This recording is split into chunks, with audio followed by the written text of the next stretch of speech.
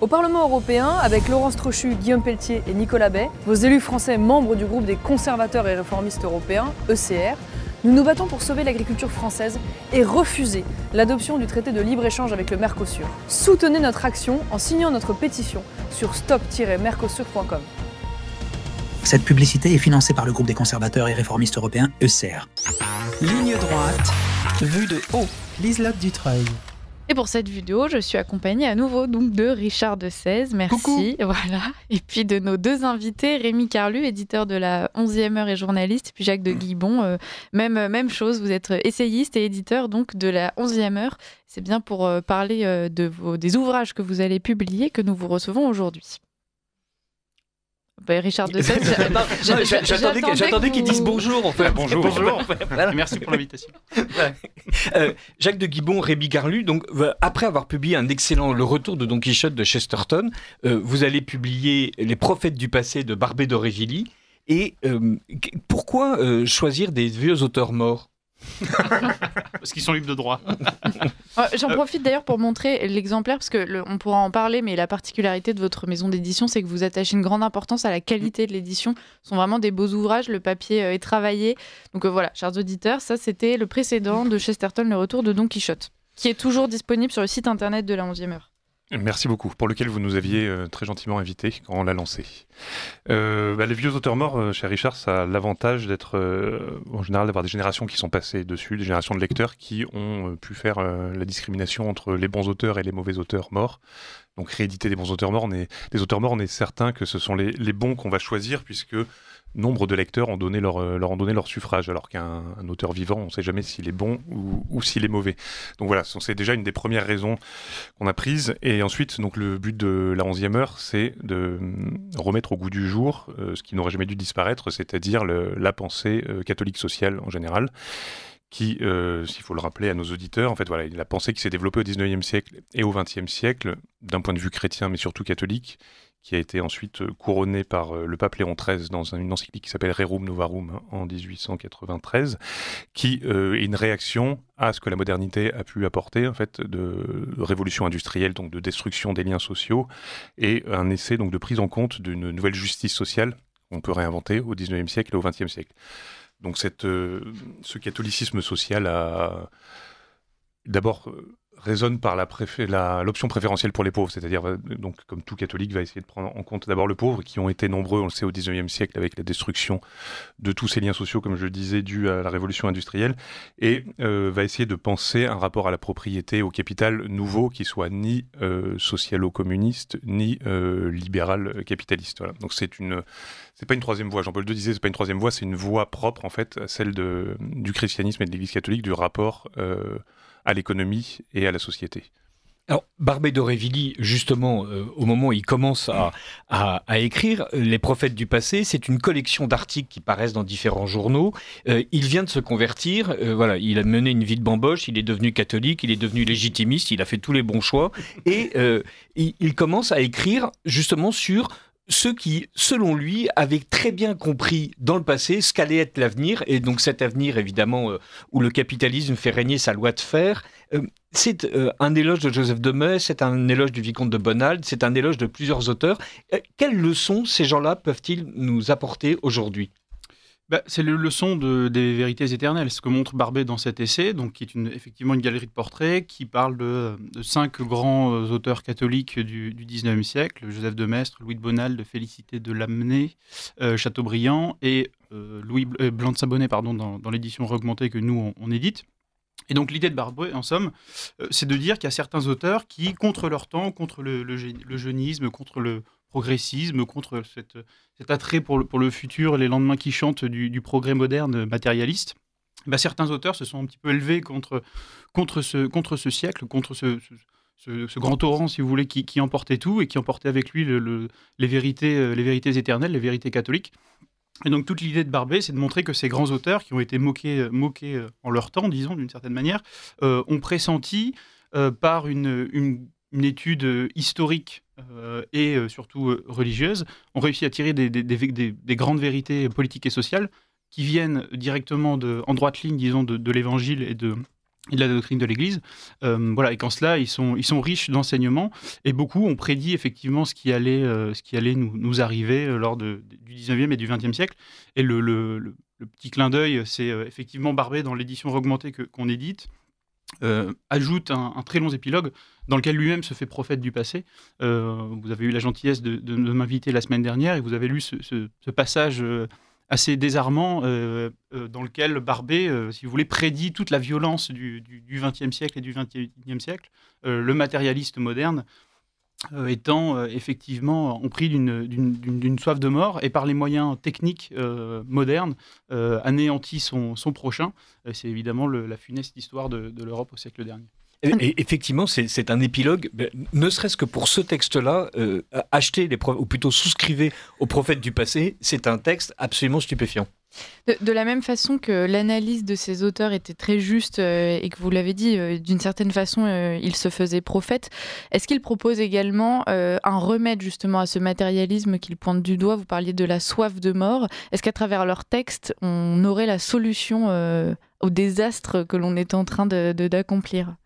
Alors, ils ne sont pas tous exactement dans la même ligne, c'est-à-dire que Barbey les réunit, il se fait historiographe, si on veut, de ce début du 19e siècle, donc de ces auteurs contre-révolutionnaires, qui ont réagi donc à la Révolution française, mais ils n'ont pas tous la même réaction. Joseph de Maistre, qui est le grand principe, si on peut dire, le grand Manitou de la chose, est quelqu'un de fulminant, vraiment de prophétique, qui explique que le mal est rentré dans le monde et que c'est par le mal et la providence qu'on va être sauvé. Enfin, il est dans une sorte de providentialisme qui est même limite hérétique d'un point de vue catholique, mais en tout cas qui essaye de remettre la notion de mal dans l'histoire, en pensant qu'elle a été évacuée par ce progressisme qui est né de la Révolution, qui fait croire que tout va bien se passer. Donc il essaye de rappeler tout ce qui se passe de mauvais dans l'être humain et que le mal est là. Le vicomte de Bonald, lui, est beaucoup plus scientifique. C'est un peu l'inventeur de la sociologie, comme on a pu le dire. C'est-à-dire qu'il retourne en arrière dans des siècles, des millénaires en arrière. Lui, c'est vraiment un prophète du passé dans ce sens-là, pour expliquer comment la famille, l'État, la société doivent être organisés et comment la Révolution les a désorganisés et comment il faut y revenir, en fait, donc pour résoudre ce grand chaos qui est né de la Révolution. Chateaubriand, on le connaît par cœur avec son immense langue, enfin voilà, c'est peut-être le plus grand écrivain français pour moi en tout cas, et sa vision donc dans le génie du christianisme, où il essaye de rappeler très tôt après la Révolution, de rappeler la France et l'Europe au christianisme comme salut. Donc finalement en fait ils arrivent tous à se conjoindre dans le catholicisme en fait. C'est ça qui pour eux est la solution ou l'antidote à ce qui s'est passé dans le monde moderne, qui de toute façon était une volonté de destruction du catholicisme. Donc ça tourne un peu en rond en fait. Voilà. Une destruction du catholicisme, une destruction des cadres traditionnels de la société. La 11e heure, donc maison d'édition coopérative, est en quelque sorte déjà, par son fonctionnement, une espèce de manifeste anti-révolutionnaire et anti-moderne. Exactement, on a voulu, en plus des textes et de l'intelligence qu'on espère apporter au débat public par la réédition de ces ouvrages, adopter un fonctionnement qui correspond parfaitement aux idées qu'on prône, tout simplement. Donc on a une petite maison coopérative, effectivement, qui rééditons nos livres par souscription. C'est-à-dire l'idée étant d'obtenir d'abord un certain quorum de lecteurs et d'acheteurs, pour ensuite produire le livre et ne pas en cela produire de manière disproportionnée, et puis surtout ne pas avoir besoin de financiers, puisqu'en fait on est simplement autofinancé par nos lecteurs. On travaille avec une imprimerie française qui est La Bellerie, qui est située en Bourgogne, je crois. Dans la Nièvre. Dans la Nièvre, précisément.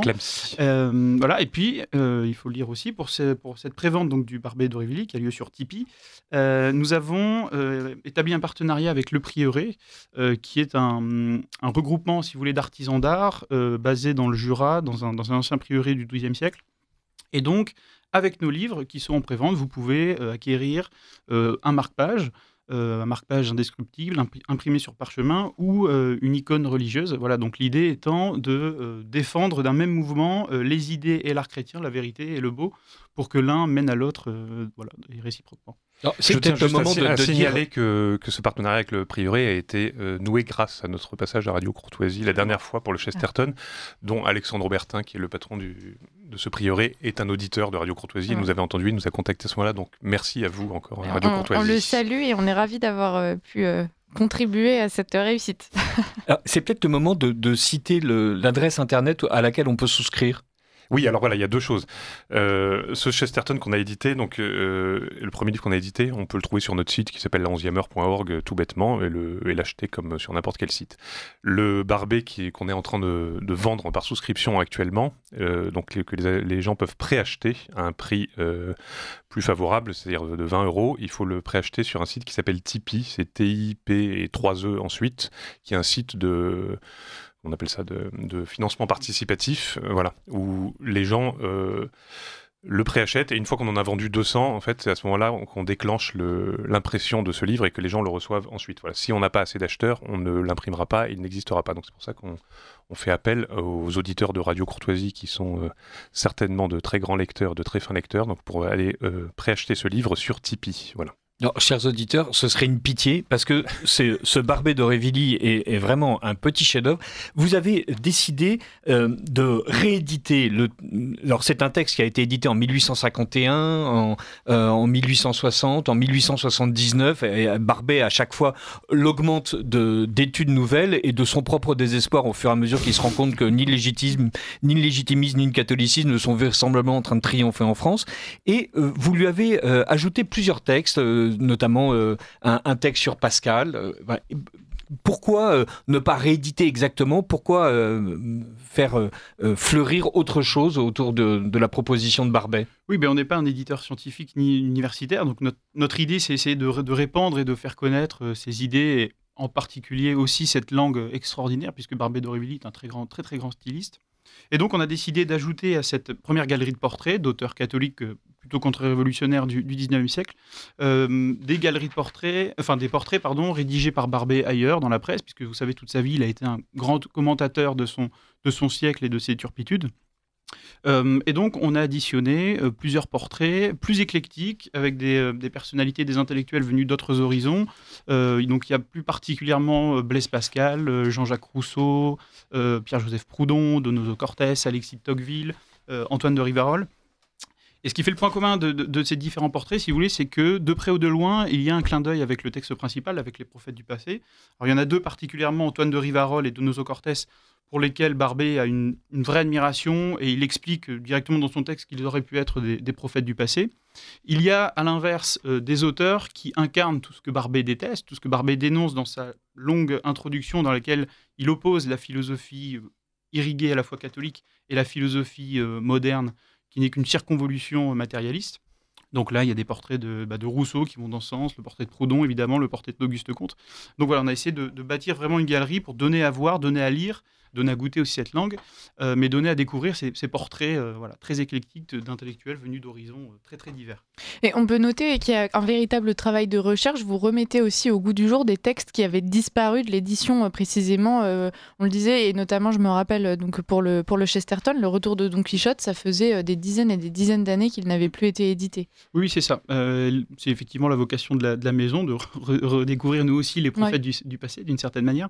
Et en fait, en ce qui concerne ce Barbet, vous savez, donc il y a ces œuvres critiques qui sont publiées en édition universitaire, mais là, les portraits, si vous voulez, sont noyés dans une masse, et donc ils sont très, très difficilement accessibles pour le commun des mortels et pour le lecteur. Et donc voilà, l'idée, c'était de relire au maximum ces portraits, d'en sélectionner une petite dizaine intéressants pour avoir une belle édition augmentée et avoir un beau regard sur ce que fait Barbet. Vous citiez parmi les auteurs que vous avez ajoutés Blaise Pascal, Rousseau, etc. À un moment donné, Barbet s'attaque à Tocqueville et il n'en laisse rien. Et c'est absolument surprenant parce que voilà un monument qui est dressé, y compris à droite, avec de la démocratie en Amérique. Et on se rend compte qu'à l'époque, en tout cas, il y a au moins un lecteur qui a trouvé que c'était vraiment la roupie de Sansonnet. Oui, c'est ce qui est assez fascinant et c'est pour ça qu'on a décidé de republier ce Tocqueville, c'est qu'aujourd'hui il y a un vrai consensus, une unanimité autour de Tocqueville que je partage en partie parce que j'admire beaucoup cet auteur. Mais Barbet, effectivement, est un critique du 19e siècle, c'est-à-dire qu'il est vraiment critique quand il veut être critique. Et pour le coup, il est aussi injuste et en même temps, ses critiques sont bien senties, c'est-à-dire qu'en gros, il reproche à Tocqueville d'être un historien matérialiste, donc de ne pas voir du tout, parce qu'il critique l'Ancien Régime et la Révolution, et voilà. Et en gros, il lui reproche de ne pas voir la question catholique et religieuse dans le mouvement, dans cette continuité que Tocqueville a cru discerner. Et puis surtout, il reproche à Tocqueville d'être une sorte d'écrivain mitoyen, qui ne se place dans aucun parti, ce qui fait qu'en fait tous les partis se retrouvent dans Tocqueville, puisque tout le monde y trouve un petit peu à manger, tout le monde y trouve ce qu'il recherche. Et donc ça Barbé, évidemment, en tant que fier légitimiste et catholique, qui aujourd'hui juge sévèrement tous ces auteurs de ce point de vue, pour lui c'est une hérésie. Mais Dieu vomit les tièdes, comme dit la Bible, Jacques de Guibon, et donc évidemment, vous n'êtes pas tocquevillien. Et est-ce que vous avez un extrait particulier de... Je suis en train de chercher. Et pendant que vous cherchez, sinon, est-ce que... Ce qu'il faut essayer de faire comprendre aussi aux auditeurs, c'est que Barbé et les auteurs dont il parle, ces auteurs contre-révolutionnaires, ne ressemblent pas du tout à ce qu'on peut appeler un homme de droite d'aujourd'hui. En fait, ce sont des gens Rien à voir avec Alain Juppé.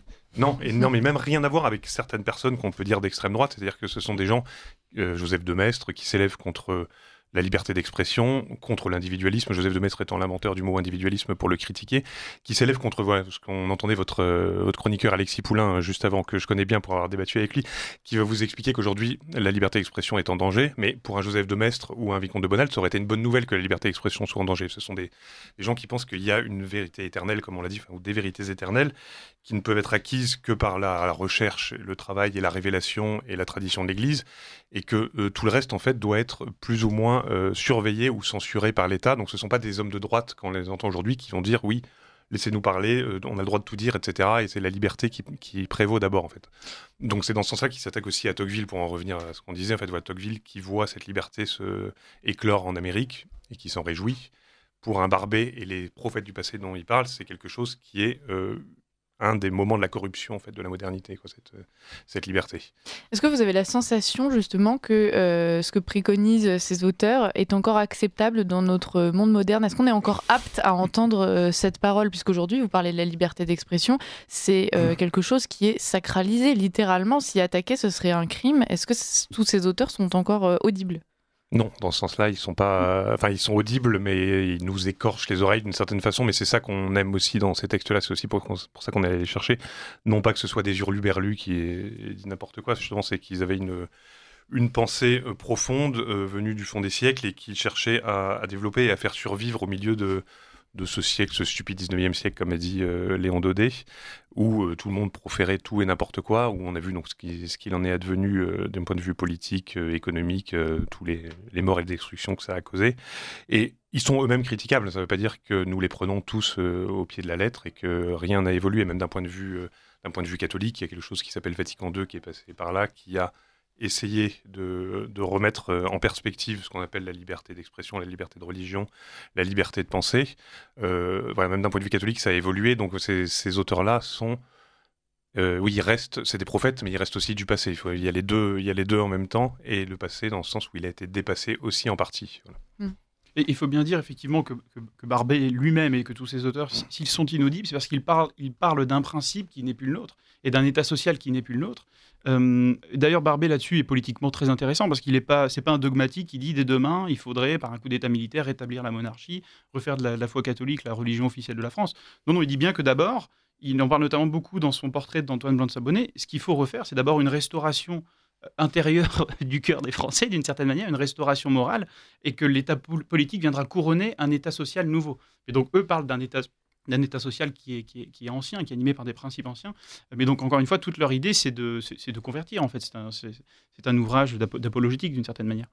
Oui, la vision qui est présentée, c'est d'un renouveau à travers l'individu. Il y a un travail individuel à fournir sur soi, sur la façon dont on se considère avec transcendance ou non, et ensuite ça aboutira à un changement politique et pas l'inverse.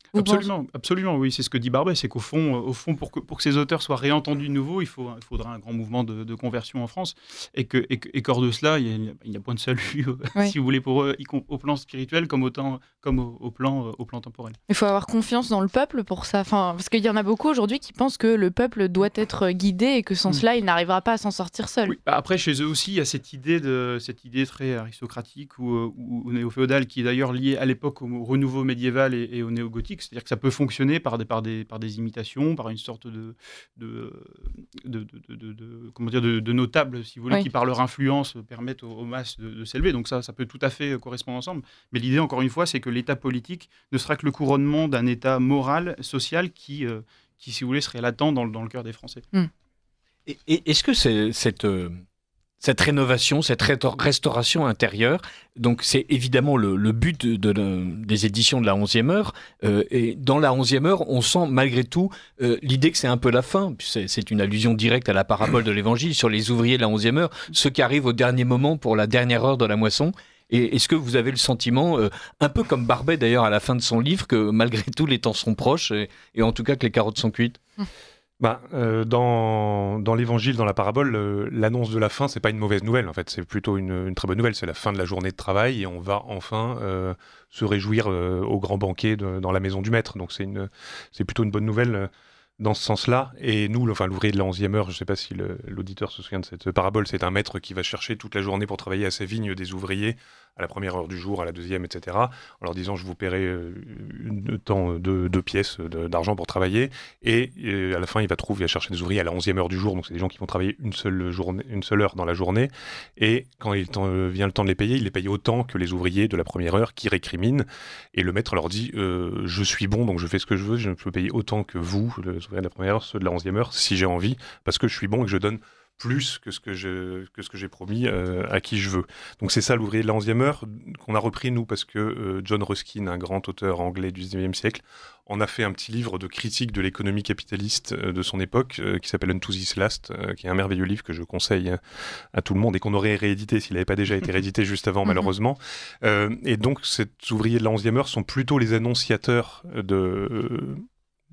du salut qui vient que des carottes qui sont cuites. Enfin, si les carottes sont cuites, mais on va pouvoir les manger et ça va être bon, en fait. Voilà. Parfait. Voilà. Mais donc, ce sont ces prophètes-là, ce sont les prophètes d'une lente restauration. Il n'y a pas de restauration rapide qui va venir. En fait, voilà, cette restauration, elle se fait de manière intérieure et il lui faut jusqu'à la 11e ou la 12e heure, en fait, pour prendre, en fait. Voilà, c'est ce qu'on espère. Et nous, si on les ressuscite d'une certaine façon, c'est parce qu'ils ont encore justement quelque chose à dire et que leur critique est encore valable 200 ans plus tard, quoi. Et est-ce que vous pouvez nous dire quelques mots de Barbet, justement ? J'essaye de trouver un passage, mais malheureusement, en fait, ces phrases sont tellement enchevêtrées les unes avec les autres que c'est difficile d'extraire un passage sans que ce soit sorti de nulle part et un peu ridicule. Mais Barbet, c'est un auteur né en 1808 qui a passé 40 ans de sa vie à bambocher, comme vous l'avez dit, comme un dandy. En fait, il a écrit notamment sur le dandysme et sur Brummel, le grand dandy anglais, pendant 40 ans, et quelques petits articles par-ci par-là, mais il s'est surtout dispersé pendant ces 40 ans-là et arrivé au milieu du chemin de notre vie, comme disait le grand Dante.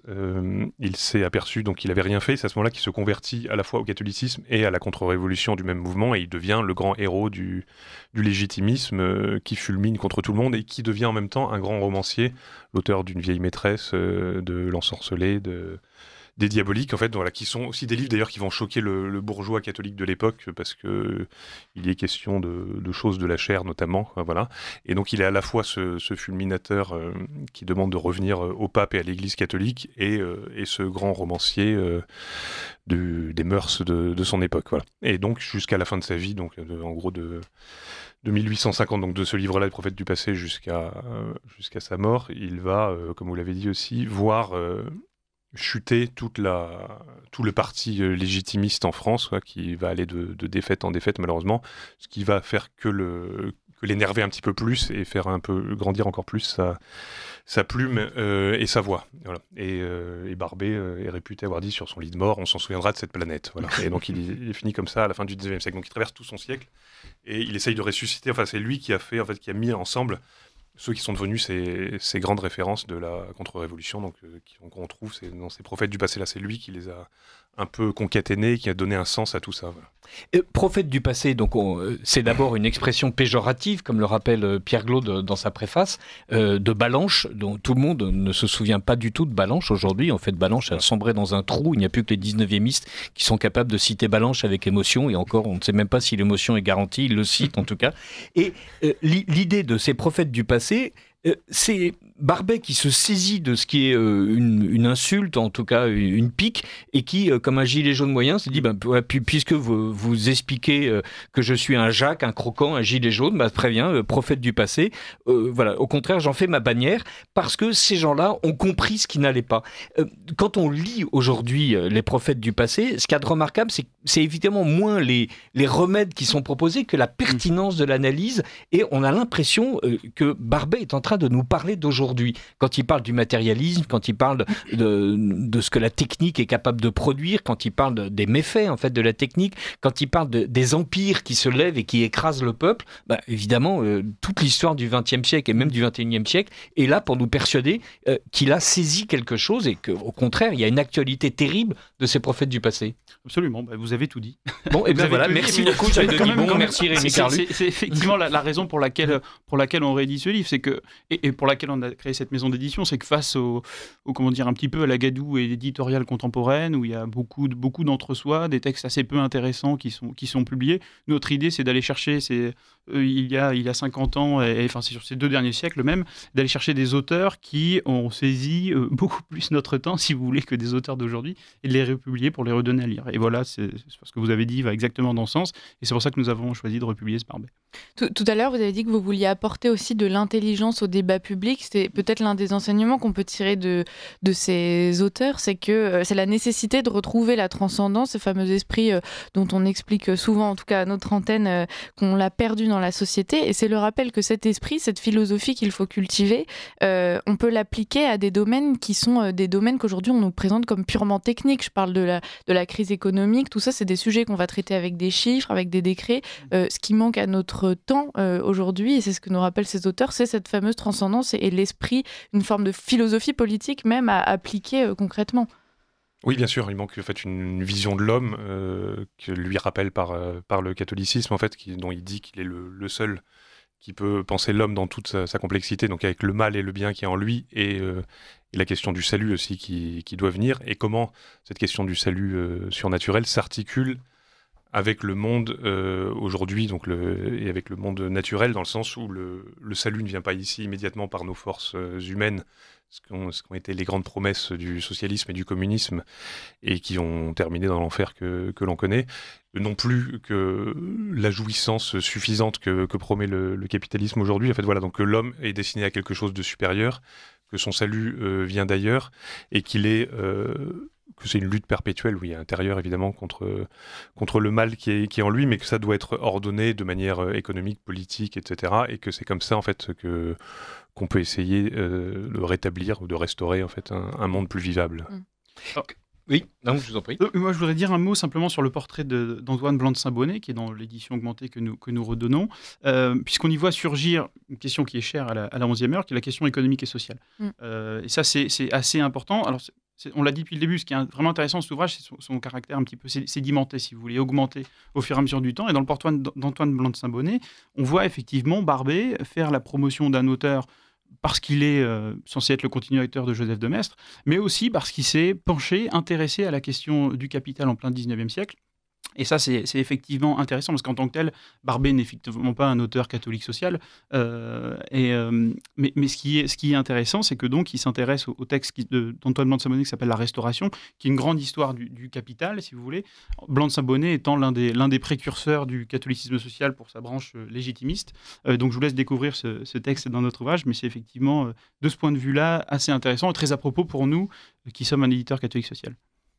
Alors, rappelons que pour se procurer les ouvrages de la 11e-heure.org, d'abord, on va sur la 11e-heure.org, sans accent ni quoi ni qu'est-ce, et sinon, on va sur Tipeee avec 3 E et .fr si je ne m'abuse, ou .com. Aucune idée, mais il suffit de taper Tipeee, ça vous tapez marche. Tipeee avec 3 E et voilà, les ouvrages à la 11e heure vous sautent au visage. Ils sont quelques-uns sur Tipeee, donc continuez à taper Barbet d'Aurevilly, c'est un peu plus sûr. Et on est avec cet ouvrage dans un petit manuel de philosophie politique qui est très agréable à lire, une fois plus à cause de toutes les intuitions de Barbet, à cause de tous les auteurs qu'il nous présente et qui ont un peu disparu du débat, c'est peut-être la dernière question, Jacques de Guibon, avec cette presque anticapitalisme dont on voit aussi aujourd'hui à quel point il était prémonitoire et à quel point il est nécessaire. Cette fortune anonyme et vagabonde qui considère qu'on peut absolument tout acheter, tout vendre, tout disperser, c'est ce qui a contribué à détruire la France. C'est ce qui a contribué à détruire la France, c'est ce qu'ont vu tous les grands écrivains français du XIXe siècle. Balzac, en fait, est un des premiers contenteurs de cette fortune. Balzac que vous allez rééditer. Balzac qu'on essaye de rééditer, oui, c'est ça, là, à travers des textes philosophiques et justement économiques et de critique sociale un peu dispersés dans toute son œuvre, qu'on essaye de réunir pour leur donner une forme valable, de Balzac jusqu'à Blanc de Saint-Bonnet, en fait, en passant par Frédéric Ozanam, qu'on n'a pas cité, mais qui est le grand inspirateur du catholicisme social, ou bien même des Veuillot ou des Montalembert. Tout le XIXe siècle est un essai de lutte et de résistance à la fortune, qui est la seule chose qui reste une fois que toutes les autres distinctions ont été abolies par la Révolution. Donc l'argent qui est le seul équivalent et la seule chose qui permet de se distinguer. Voilà, donc ce catholicisme social essaye de lutter contre ça et de rappeler encore une fois que l'être humain vaut beaucoup plus que ça. Mais malheureusement, on peut que constater pour l'instant un échec, en tout cas provisoire, de cette pensée catholique, puisque le capitalisme est plus vagabond et puissant aujourd'hui que jamais, malheureusement. Il reste 1 minute. Est-ce que chacun, vous pourriez nous dire quel est l'auteur que vous préférez dans cet ouvrage, puisque je doute qu'on ait le temps de développer plus que ça pour la fin. En revanche, chers auditeurs, vous pouvez continuer à creuser la question et donc en commençant par vous procurer le livre, comme on l'a dit, sur Tipeee. Alors moi, personnellement, c'est Joseph de Maistre, sans aucun doute, qui est pour moi un très très grand prophète. Et Barbey en parle de manière absolument géniale, notamment quand il essaye de spécifier son génie, quand il parle d'un génie de l'aperçu qui est lié à la hauteur de son piédestal, d'une manière de l'endroit et de la hauteur à partir de laquelle il aperçoit. Il y a un génie de la pénétration chez lui qui, moi, me fascine, quand bien même toutes ses thèses les plus spectaculaires peuvent l'être parfois un petit peu trop sucrées, si vous voulez, pour être tout à fait vrai. Mais il y a chez lui, dans sa description du phénomène politique, disons, quelque chose d'absolument superbe. Et puis évidemment, sa théologie aussi, qui est peut-être quasi hérétique, déjà, mais qui en tout cas, il y a quelque chose de fascinant et qui touche des vérités inébranlables. Jacques de Guibon. Non, moi, c'est Chateaubriand dont je suis tombé amoureux à 12-13 ans et qui m'a fait aimer la littérature. Donc voilà, il n'y a personne d'autre qui peut l'égaler. Voilà. C'est bien. Vous êtes fidèle, au moins en amour littéraire, Jacques de Guibon. Merci beaucoup à tous les deux. Merci aussi à vous, Richard de Sèze, d'avoir mené cet entretien avec brio. Mais non, merci Liselotte, c'est vous. Je rappelle donc le nom de nos invités: Rémi Carlu, éditeur de la 11e heure et journaliste, et puis Jacques de Guibon, éditeur donc de la 11e heure également et essayiste. Merci à tous les deux d'avoir été avec nous ce matin. Merci pour votre travail. Alors déjà sur cet ouvrage de Chesterton, donc je remontre un instant à nos auditeurs le retour de Don Quichotte que vous pouvez vous procurer sur le site de la 11e heure. Et puis donc pour cet ouvrage Les prophètes du passé, qui est en précommande, si je puis dire, sur Tipeee. Voilà, vous pouvez vous procurer cet ouvrage de Barbey d'Aurevilly. Merci à tous les deux et puis à très bientôt, puisque on imagine que ce n'est que le début de vos aventures d'éditeurs. À très bientôt. Merci beaucoup.